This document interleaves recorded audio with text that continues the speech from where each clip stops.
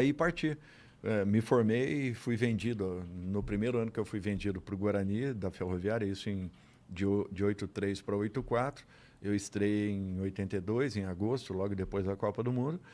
Tive a minha primeira venda e já saí de Araraquara formado. Então, para mim, isso foi importante. Quando eu fui finalizando a minha carreira, os últimos 6, 7 anos, eu passei a observar muito assim o que os treinadores me mostravam, né? O que os jogadores sentiam, o que eles percebiam, o que eles gostavam, o que não gostavam. Eu anotava treinamentos e, de repente, eu corrigia esses treinamentos. Eu falava, eu posso fazer isso aqui, eu posso mudar um pouco esse contexto.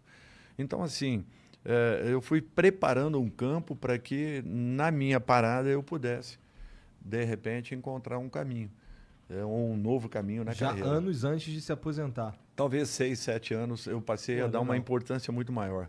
Anotações, nós não tínhamos um curso, ainda quando acabamos a Copa, né, de 2014, as pessoas falavam, o treinador brasileiro precisa se reciclar, né? Geralmente você recicla quando você tem uma formação. Nós não tínhamos nenhuma formação. A nossa formação era a vida. Eram os treinadores, Experiência, né? eram os treinadores que, por sinal, foram aí, naquele instante, já haviam sido 5 vezes campeões do mundo. Então, esses eram os nossos exemplos. O vestiário é que nos dava uma conotação do que era aquela equipe. A vivência, o dia a dia. Então, eu procurava cursos. Quais eram os cursos que me apresentavam? Era marketing, eram vendas. Eu tentava me aproveitar de todos os detalhes possíveis para poder implantar naquilo que eu imaginava para a minha equipe. Então, eu tinha que tentar, de repente, preencher esse lado didático com coisas que ainda não existiam na prática e que, de repente, se cobrava, né? Como em 14, perdemos a Copa, aquele resultado terrível que aconteceu e que o futebol brasileiro já vinha caminhando para um momento como esse, mas ninguém percebia isso, nem os meios de comunicação, tampouco os comentaristas, os aficionados ao futebol, aqueles que fazem parte desse contexto todo de futebol. Nem nós, profissionais da área, nós não percebíamos. Nós sentíamos que o momento não era oportuno, as coisas já não vinham acontecendo como nós queríamos, não era só com o futebol brasileiro, sul-americano de um modo geral, mas nós não percebíamos que o mundo estava se movimentando. Na contramão, o voleibol fazia um trabalho completamente diferente, observou o que a Europa apresentava, trouxe para aquilo que nós queríamos, ou melhor, que nós já possuíamos. Nós sempre fomos um voleibol de ataque, atacávamos com muita facilidade, mas não sabíamos bloquear, não tínhamos posicionamento defensivo, recepção, nós não trabalhávamos os fundamentos. E, de repente, o vôlei foi lá, olhou, observou, trouxe, adaptou aquilo que nós tínhamos e, nos últimos 20, 25 anos, nós, no mínimo, estamos brigando pela 4ª colocação, mas quase que, na maioria das vezes, brigando pelo 1º e 2º. E quer seja em vôlei feminino, masculino, praia, enfim. Quer dizer, houve uma mudança, e essa mudança acontecia no futebol mundial. As pessoas percebiam que os sul-americanos tinham grandes jogadores, mas eram desorganizados em todos os sentidos, como somos ainda hoje. Nós não temos federações consistentes, nós não temos uma CBF que realmente nos passe uma esperança e uma expectativa de que estamos num caminho. Nós ainda não temos isso. Então, nós tínhamos que ter nos preocupado um pouco mais. Nós, treinadores, nós, imprensa de um modo geral, nós, jogadores, nós tínhamos que ter nos preocupado. E, de repente, deixamos o futebol brasileiro, exatamente, olhando o futebol mundial. Exatamente. Não que a organização europeia ela seja diferenciada em todos os sentidos, não, mas eles nos mostravam caminhos que nós deveríamos ter nos alertado e corrigido para que não passássemos um momento como nós passamos. Hoje o futebol brasileiro ele tem que trabalhar muito para poder voltar a ser o primeiro do mundo. Assim como o voleibol brasileiro ocupou um espaço que dificilmente vai perder num curto espaço de tempo, talvez até médio. Pode ser que perca lá na frente, porque são ciclos, né? Isso tudo é muito relativo. Talvez tenhamos agora um problema na seleção, porque saímos de gerações vitoriosas no vôlei e, de repente, estamos pegando um momento de transição, talvez isso aconteça, talvez não aconteça, pela capacidade dos nossos atletas de se reinventarem. E eu acho que é isso que nós buscamos também no futebol. Nós precisamos voltar a viver um grande momento. E só vamos viver esse momento se nós nos agruparmos, nos juntarmos, não da maneira como nós estamos fazendo, que tudo de fora é muito bom, tudo de dentro é uma porcaria. Aliás, o brasileiro tem isso, né? A Marília, infelizmente, que nos deixou aí há uma semana, era a rainha da sofrência. E, de repente, quando a pessoa parte desse mundo, a gente vê que a história dela era muito mais rica do que nós imaginávamos.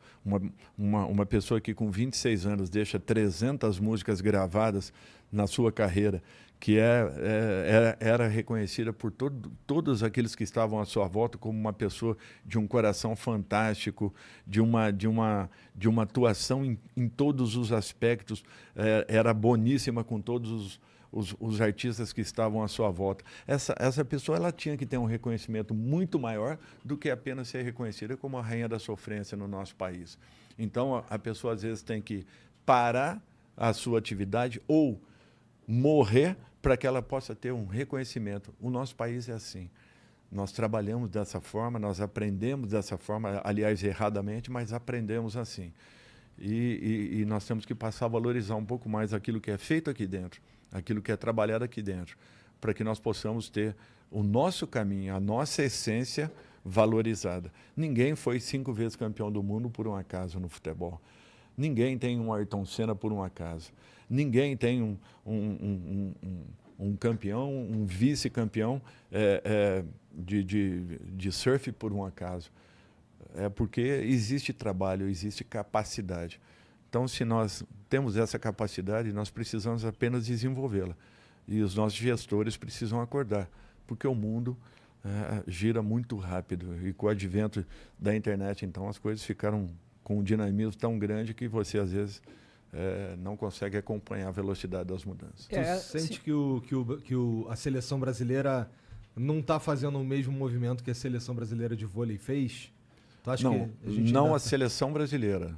Eu não sinto que o futebol brasileiro esteja fazendo o mesmo movimento que as equipes de vôlei fizeram, entendi. A federação de vôlei fez lá atrás. Não sei se isso foi algo programado, preparado, ou se aleatoriamente acabou acontecendo. Ou se nós conseguimos juntar e qualificarmos os nossos atletas ao ponto de serem quase imbatíveis nos últimos 20 anos. Entendi. Mas foi feito um grande trabalho. Se a CBF, a CBV, ela errou em algum momento, eu não sei. Fato é esse que nunca aconteceu com a CBF. A CBF nunca se preocupou com os nossos clubes, nunca se preocupou com as nossas federações. A CBF sempre foi, desculpem, mas um balcão de negociação, de negociações. Mas eu concordo contigo. Essa última diretoria que entrou estava começando a movimentar um pouco diferente todo esse eixo que já era viciado há anos e anos. E nunca foram punidas. Essas pessoas nunca foram punidas. Então, assim como na política, assim como em outras áreas, aconteceram coisas absurdas dentro das entidades que dirigem o futebol brasileiro. E, de repente, a culpa do 7-1 foi principalmente do nosso treinador e daquele grupo de jogadores que ali estavam. Erradamente. Todos nós que estamos e habitávamos em torno do futebol até aquele momento, fomos, de alguma forma, culpados por aquele resultado, por aquilo que vinha acontecendo há 25 anos atrás e que nós não percebêramos em momento nenhum. Deixamos aquilo acontecer. É um aspecto que chama atenção. Foi muito triste. E até hoje, passado quase aí 7 anos, nós não vemos uma mudança naquele perfil que anteriormente se trabalhava dentro do país. A gente está sofrendo pelo 7-1 até hoje. O futebol brasileiro ainda sofre aquilo lá. Porque isso que você falou da Fundação de Vôlei e tal, coisa que eu penso também. Porque, assim, todos os momentos que o Brasil foi campeão do mundo, os europeus não ficaram parados. Sabe? Ele virou, vamos tomar pau para os brasileiros, que tomaram muito por muito tempo. Eu falei, não, vamos contratar os brasileiros todos para cá, vamos reforçar. E a gente vê cada ano o futebol europeu, ele evolui muito, sabe? Cada temporada eles estão mais fortes, com mais dinheiro, com mais estrutura. Se alguma seleção cai, por exemplo, a da Itália, que não foi na outra Copa lá, eles rapidamente, deu nem 4 anos, os caras reestruturaram e foram campeão da Eurocopa. Totalmente, Né? totalmente. A Alemanha, agora que estava em baixa, tá fazendo umas eliminatórias fantásticas, tá com um time bom de novo. E a gente, é que assim, a gente fica na dúvida, a gente é torcedor, né? Então, sei lá, mas o que a... Não sei se a CBF, o que o futebol brasileiro tem que fazer para ter esse tipo de reestruturação, né? Eu acho assim, nós temos o principal, nós temos a matéria-prima. O talento, né? Eu sempre falo isso e falo com muito respeito, nós nunca fomos grandes formadores. O país nunca se especializou em formação. Os jogadores brasileiros, eles brotavam, nasciam, apareciam, às vezes do nada. Nós tínhamos a nossa formação nas ruas. Eram os campinhos de pelada, os campinhos em cada quarteirão nós tínhamos ali 3, 4 terrenos baldios que eram limpos ali pela molecada, botava-se 2 tijolos, um de cada lado ali, 2 de cada lado e a bola rachava ali o dia todo. E à tarde, quando o pessoal vinha, aqueles mais velhos que vinham do trabalho, se juntavam a todos nós ali. Então um garoto de 12, 13 brincava ali com um homem já de 25, de 30, quer dizer, você estava aprendendo a sair de uma dificuldade, a criar uma resiliência, que seria muito importante no segmento da sua carreira. E aquilo começava a filtrar esses garotos que viviam praticamente 18 horas de um dia, viviam na rua. Nós vivíamos na rua. Quando não estávamos com uma bola nas mãos, nós estávamos subindo uma árvore, trepando para pegar uma fruta, pulando num terreno do vizinho para poder roubar uma mexerica, uma laranja. Era essa a nossa vida. Isso nos preparava para o futebol. Os clubes nunca foram grandes formadores. Nós nunca preparamos profissionais para a formação. Por isso que eu falo que diferente do voleibol. Quando o voleibol passou a se preocupar com fundamentos, com formação, nós passamos a ter grandes jogadores dentro do nosso país. E um campeonato disputadíssimo. E aí entra o segundo aspecto. Nossos jogadores vão embora muito cedo. Sim. Quer dizer, nós não tínhamos a formação. Hoje nós perdemos a rua, temos só o futebol de salão como grande formador. Anteriormente nós tínhamos a rua e o futebol de salão. A criança passava o dia todo com uma bola nos pés. E, inconscientemente ele estava petecando uma bola, jogando na parede, fazendo um gol caixão, brincando, ralando o joelho, aprendendo a sofrer, aprendendo a ter resiliência, aprendendo a se preparar para a vida. Essa é a minha opinião. De repente isso sumiu. Perdemos esse formador. Ficamos com o futebol de salão que ainda, graças a Deus, ainda nos ajuda nesse processo todo, melhorando e qualificando os nossos atletas. Mas não é o suficiente. Por quê? Porque também ao futebol de salão não é dada a atenção que ele mereça, que é necessário. Então, poucos clubes usam o futebol de salão como um genuíno formador. E com isso, o europeu passou a entender o que acontecia no futebol brasileiro e sul-americano. Tanto é que a pergunta, quando se vai lá, é como que vocês fazem para ensinar os jogadores a driblarem? Uhum. E o drible é uma coisa natural do atleta. Tanto é que nós estamos perdendo, porque nós perdemos a rua, nós perdemos o drible, nós perdemos a essência da nossa formação.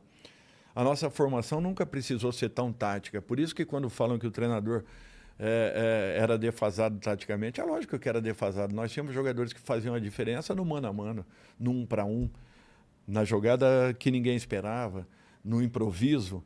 Isso nós sempre fizemos. E o vôlei é assim também, o basquete é assim, a partir do momento que consigamos ter uma equipe competitiva de basquete.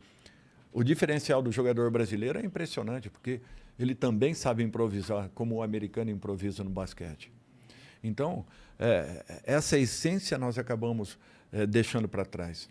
E hoje, os nossos garotos saem do país com 16, 17 anos, são vendidos, não jogaram 60 partidas com a camisa dos seus clubes. O Vinícius Júnior saiu do Flamengo, se não me falha a memória, não tinha 50 partidas com a camisa. Paquetá da mesma forma, um pouco diferente do Neymar. Neymar, ele jogou mais de 200 partidas com a camisa do Santos. Ele deu um retorno técnico e depois um retorno financeiro ao clube. É um pouco diferente. Só que ele já saiu formado. Ele não finalizou a sua formação na Europa. Os nossos jogadores, ao contrário, estão finalizando as suas formações na Europa. Os nossos grandes jogadores. Felipe Coutinho finalizou a sua formação na Europa. Vinícius Júnior formando ainda, né? está finalizando a sua formação. Rodrigo dos Santos está finalizando a sua formação. Os nossos meninos aí que subiram estão da mesma forma. Então, assim, e a essência do nosso futebol? E o principal? Aquilo que se joga no nosso país. Então, esse é o processo. Nós temos que resgatar a essência do futebol brasileiro, que nós perdemos em algum momento aí atrás, que nós deixamos passar. Hoje, nós vamos falar de jogadores fintadores. Ontem, todas as manchetes foram em cima de quem? Michael. E aí eu pergunto para vocês, quantos outros Michaéis nós temos o Michael é esse exemplo. O Michael, há 3 anos atrás, estava na várzea, né? Uma coisa então, assim, exatamente. Há alguns anos, né? Exatamente. Então nós temos hoje o Henrique Everton também. Cebolinha. O Henrique também era do Concorre. Também, da mesma forma. O Everton Cebolinha, nós temos o menino do Grêmio, que está jogando agora, está voltando de novo, o Ferreirinha. Nós temos o Michael. Nós temos, talvez, no Sampaio Corrêa, um garoto que já há algum tempo não é mais garoto, está com uns 27, 28 anos, mas que também é um fintador. Eu esqueço sempre o nome dele, me desculpem até. Mas são poucos jogadores, são poucos armadores, são poucos fintadores que nós temos no nosso país. Mas isso também não é uma coisa que, assim, meio que... Eu não entendo, tá? Talvez você possa me explicar isso. Que tá meio que se institucionalizando que dependendo do drible não pode. Recentemente teve a partida do Internacional, que quem foi o garoto? Pimentinha? Não sei, veio pra mim. Pimentinha, Ah, você exatamente. vai ver, não, do Internacional, quem foi? Da embaixadinha? Maurício. Maurício. Deram um lançamento pra ele sozinho, sem marcação. Ele dominou, dando embaixadinha e foi indo em direção ao gol. Sim. Tomou o cartão amarelo, sabe? Fica louco. Eu acho que esse mimimi, esses absurdos que têm acontecido com o futebol, né, de um modo geral, e são esses pequenos detalhes que mostram que nós estamos num caminho errado, isso aí tem contribuído para tirar o brilhantismo de uma partida, para tirar a estética de uma partida. Ontem o Michael dominou uma bola... Mas ele não foi nem o juiz, foi o Não, jogador então, do São Paulo. Aí Né? os outros jogadores ficaram putos com ele porque ele tava sozinho também. Ele só dominou a bola Porque do parece jeito que diferente. isso é um desrespeito, e não é isso, não é isso. Eu acho que o jogador tem que ter essa liberdade. Quem sabe fazer, tem que fazer. Quem sabe balançar, tem que balançar. Então, nós temos que voltar a valorizarmos isso, valorizarmos os nossos jogadores do 1 para 1, os jogadores da individualidade. Sabe por quê? Um posicionamento técnico-tático, hoje, todo mundo conhece. Todo mundo sabe o que uma equipe produz, todo mundo sabe a leitura dos movimentos que uma equipe faça, atacando, ou você precisa fazer para que possa se defender, para possa neutralizar. Então, o que vai fazer a diferença? Mais uma vez, é o 1 para 1. Mais uma vez, é o improviso, mais uma vez é a finta, mais uma vez é a jogada que ninguém espera. E é isso que nós temos que tentar resgatar ao futebol brasileiro e sul-americano de um modo geral. Eu acho que hoje a Argentina, por exemplo, ela está valorizando o trabalho dos meias. Hoje você pega um time da Argentina, talvez não tenha um atacante de origem, aquele atacante fixo, aquele atacante... Mas, em compensação, tem 4 ou 5 meias de altíssimo nível que estão a todo momento presentes na área adversária e também fazendo o papel de organização, de coordenação de equipe. São jogadores que não só ficam por trás, são jogadores que tocam e infiltram, buscam o último movimento. Então, é uma valorização do trabalho dos meias, coisa que nós perdemos também em algum instante. Então, vocês veem que o futebol brasileiro e sul-americano, que sempre foi um futebol de ataque, nós passamos a ter muitas dificuldades de encontrarmos dentro do nosso país os nossos meias de organização, os nossos números 10 e principalmente os nossos atacantes que chamam o adversário para finta. Por quê? Porque jogadores de contenção, de posicionamento, jogadores de esquema, isso daí você encontra a todo momento. Você trabalhando bem um garoto que não tem tanta técnica, de repente ele se torna um ótimo jogador naquela função. Mas ele jamais vai fazer uma jogada que desestabilize, que desequilibre e que quebre a última linha adversária. Tem alguma coisa que o treinador pode fazer nesse sentido? Olha, quando o jogador chega nas mãos do treinador, ele já chega com a sua formação quase que completa. Ele vai finalizá-la a partir do momento que ele tenha 60, 70, 80, 100 jogos com a camisa do time principal. Aquilo é a finalização da formação desses garotos. Particularmente, eu vou falar pela minha comissão. Nós procuramos dar muita atenção em trabalhos técnicos, ainda hoje. Trabalhos técnicos realmente, trabalhos de fundamentos. Por quê? Porque nós vemos a necessidade que ainda exista de você poder melhorar um garoto que suba. Então, a grande maioria dos nossos trabalhos técnicos, mesmo coletivos, eles são dados uma atenção muito grande às individualidades. A gente tenta perceber, tenta ficar muito atento aos movimentos que o garoto faça, movimento de corpo, postural, a forma como ele domina, a forma como ele esteja enquadrado com o corpo, já dominando para poder fazer um arremate, ou dominando para apenas fazer um passe. Então, tudo isso a gente procura estar bem atentos para tentar melhorar os jogadores que cheguem. Mas seria um trabalho para que fizéssemos na categoria ou nas categorias de formação, que aí sim seria o ideal. Ou seja, na minha opinião, nós teríamos que ter o futebol de salão encaixado com os trabalhos de futebol de campo até, no mínimo, até 12, 13 anos. Esses meninos teriam que estar com o futebol de salão presentes em pelo menos 3 períodos de treinamentos que eles tivessem ao longo de uma semana. E com isso, muita liberdade, sem que puséssemos nada de parte tática com esses garotos até 13 anos, 14 anos. É um crime quando você vê garotos com essa idade, às vezes correndo em volta do campo, fazendo trabalhos físicos ou sendo orientados taticamente. Esse garoto ele tem que ter liberdade de criação. Você tem que aprender a criar, aprender a se comportar, aprender a usar e abusar daquilo que você tenha de bom, da sua habilidade. E esse menino ele vai ser tolhido. É um trabalho que você começa cortando já desde o início. Quando ele tivesse ali 15, 16, aí sim, primeiras noções táticas, para que com 18, 19, 20 ele finalizasse tudo isso.